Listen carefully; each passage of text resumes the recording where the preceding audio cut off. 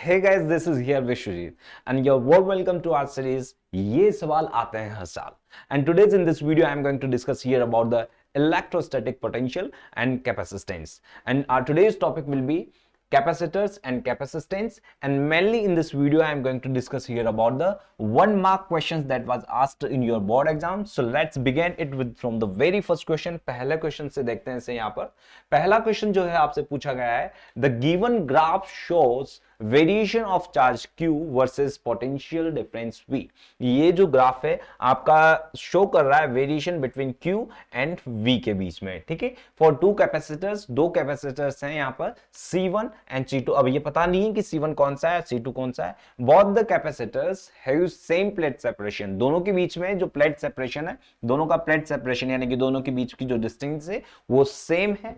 ठीक है, but plate area of C2 का जो प्लेट एरिया है यहां पर क्या है, C2 का प्लेट एरिया क्या दिया गया है, is greater than that of C1. तो C1 से यहां पर ज्यादा है. समझ में आ रहा है, यहां C1 से आपका प्लेट एरिया जो है वो ज्यादा है. क्लियर है, ये आपको दिया हुआ है. विच लाइन A और B दोनों में से करस्पॉन्ड टू C1, दोनों में से C1 कौन सी है एंड वाई एंड क्यों है. ये आपके 2014 में पूछा गया ऑल इंडिया एग्जाम में. तो चलिए देखते हैं इसको, क्वेश्चन को. आपको बताना है कि इसमें से C1 कौन सा है, A है या B है. क्लियर है, तो दिया क्या क्या हुआ है आपको यहां पर Q और V के बीच में हमने ग्राफ खींचा हुआ है, ग्राफ प्लॉट किया हुआ है. दो कैपेसिटर से C1 एंड C2, दोनों का क्या रिलेशन दिया हुआ है, दोनों के बीच की डिस्टेंस तो सेम है, बट क्या है यहां पर एरिया जो है वो C2 का ज्यादा है किससे, C1 से. अब यहां समझना एक चीज कि capacitance of the capacitor depends on the area, है ना. एरिया जिसका ज्यादा बड़ा होगा उसका कैपेसिटेंस क्या होगा, ज्यादा होगा. अब यहां पर समझना है इसको कि C2 का कैपेसिटेंस ज्यादा होगा किससे, C1 से. ये तो क्लियर है क्योंकि यहां पर capacitance of the capacitors is directly proportional to the area of that capacitor. उस कैपेसिटर प्लेट के एरिया पर डिपेंड करता है, और यहां पर जो प्लेट का एरिया C2 का ज्यादा है ना कि C1 का ज्यादा है. तो यहां से ये चीज तो समझ में आ गई हमें कि C2 is greater than C1, और यहां पर जो एरिया है यानी कि इसका कैपेसिटेंस जो है वो ज्यादा है इसके कैपेसिटेंस से. ये चीज तो हमें समझ में आ गई. अब यहां से हम क्या समझते हैं, एक चीज और है, एक फॉर्मूला है हमारे पास. क्या फॉर्मूला होता है, Q इक्वल टू क्या होता है, चार्ज. Q इक्वल टू होता है हमारे पास CV. ये फॉर्मूला हम जब कैपेसिटर पढ़ेंगे या पढ़ लिया होगा आपने, तब देखा होगा आपने, Q इक्वल टू CV एक ये फॉर्मूला होता है. अब यहां पर क्या होगा, C, ये मैं वाइप आउट कर देता हूं इसे, यहां पर इसे वाइप आउट कर देता हूं, थोड़ा सा मिटा देता हूं. अब देखें यहां पर क्या है, आपके जो Q इक्वल टू CV है, क्या मैं ऐसे लिख सकता हूं, C equal to Q upon V लिख सकता हूं क्या, हाँ बिल्कुल लिख सकता हूं. अब समझना, ये इन दोनों के बीच में ही तो ग्राफ है, C और V के, Q और V के बीच में ही तो ये यहां पर ग्राफ प्लॉट किया गया है.